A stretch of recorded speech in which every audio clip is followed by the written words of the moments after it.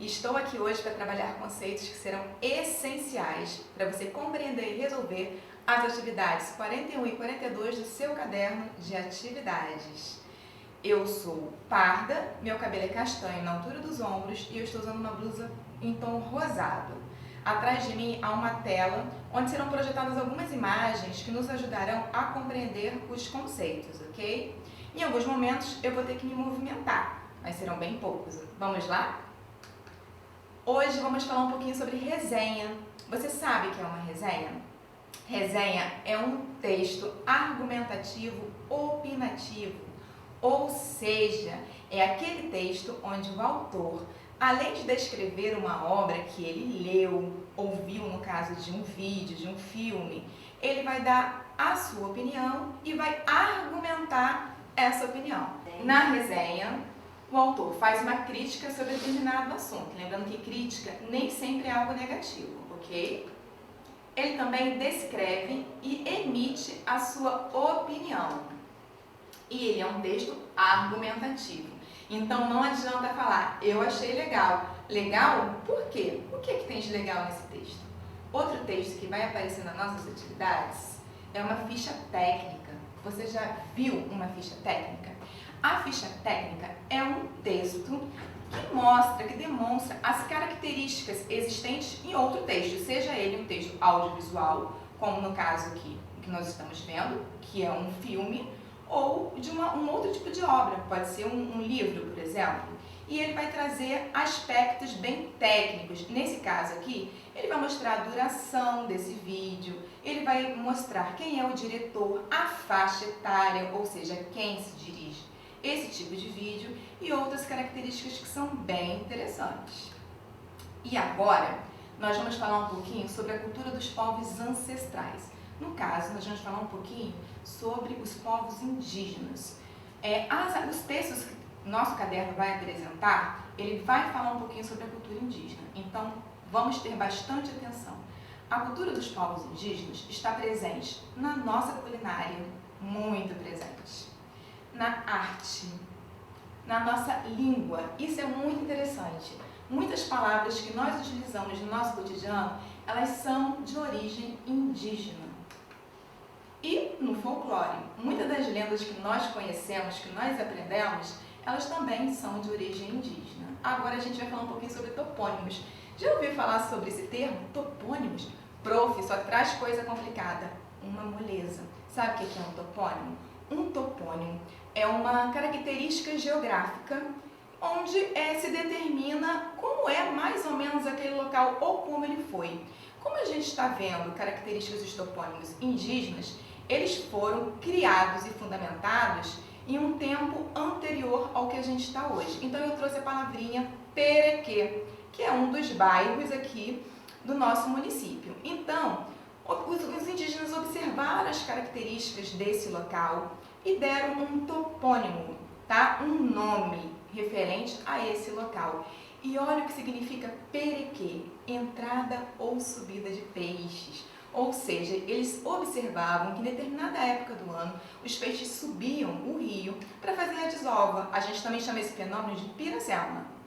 E aí, esse local foi denominado Perequê. Lindo nossa cultura, né? Olha aqui a imagem do nosso rio Perequê. Outro topônimo, Gamboa, é outro local, outro bairro aqui da nossa localidade, do nosso município. E o que significa, prof? Pequeno esteiro que se enche com o fluxo da maré. Nós já estudamos sobre a maré. Nós vimos que em determinada hora do dia a maré sobe e a maré desce. Então é um local que quando a maré sobe, toda a área fica coberta por água do mar. Então se denominou Gamboa. Muito interessante. E o seu bairro? Será que ele também tem um topônimo indígena? Hora de pesquisar e descobrir. Olha aqui a imagem da Gamboa. E agora a gente vai falar um pouquinho sobre medidas padrão. Os grupos indígenas, os povos ancestrais, eles utilizavam no passado, e alguns povos ainda utilizam, partes do corpo para fazer a medida de alguns locais ou de algum padrão que eles necessitem. Mas nós sabemos que no nosso dia a dia nós usamos outros tipos de medidas padronizadas. Mas vamos entender um pouquinho por que as medidas não padrão são um pouco difíceis de utilizar no nosso cotidiano? Vamos lá. Aqui nós temos, ó, a polegada. Olha lá. Olha os polegares. São todos iguais? Têm tamanhos iguais? Será que a medida não daria problema se nós utilizarmos a polegada? E a palma. O palmo, né? A palma da nossa mão, ela também tem tamanhos diferentes. As mãos não são todas iguais. Então, olha lá. Será que nós poderíamos usar essa medida? E os pés, os passos. Dependendo do tamanho do calçado que a gente utiliza, o tamanho do nosso pé, vai mudar. Então, seria legal a gente utilizar? Seria um padrão legal? Vamos pensar. E aqui a gente também tem, ó, os passos, né? Olha lá. Dependendo do nosso tamanho, o tamanho do nosso passo também vai ficar diferente.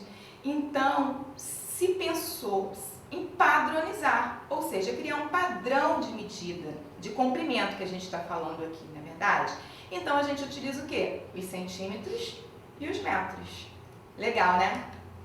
E hoje a gente vai ver um conceito um pouquinho diferente. Perímetro. O que é o perímetro? O perímetro é a soma dos lados de um polígono. Aqui a professora trouxe um campo de futebol. Então, eu sei que ele mede, né? 100 metros numa lateral, 70 metros em outra lateral. Sabendo que essa forma retangular, ela tem medidas iguais, né? Nos lados, então o lado de cima e o lado de baixo tem a mesma medida e os lados laterais também.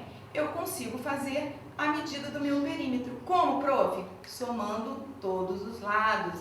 E aí, como que eu vou ter? Ó, 340 metros. Difícil? Moleza. E vamos refletir um pouquinho sobre a escrita agora, sobre a escrita de palavras. A palavra indígena. A palavra indígena, ela tem 8 letras, ok? Certinho, né? E ela tem 8 sons ou fonemas. Então, indígenas, a gente consegue ouvir 8 sons. Mas existem palavras onde existem 2 letras com o mesmo som, com o mesmo fonema, como é o caso aqui de flecha, né? Em flecha, de flecha, ele tem um som único, o som do X, e eu tenho 2 letras representando. Então, há uma diferença entre o número de letras e o número de fonemas. Nós chamamos essas palavras de dígrafos, e eu trouxe alguns para nós vermos. Em chocalho, nós temos o CH e o LH. São dois conjuntos de letras que formam um único som. Em cacique, o QU também forma um único som. Em aca, aquele cheirinho ruim, o NH também forma um único som. Pássaro, o SS, 2 letras, um único som. Morro, mesma coisa, nós até fizemos análise dessa palavra algum tempo atrás. 2 letras, um som.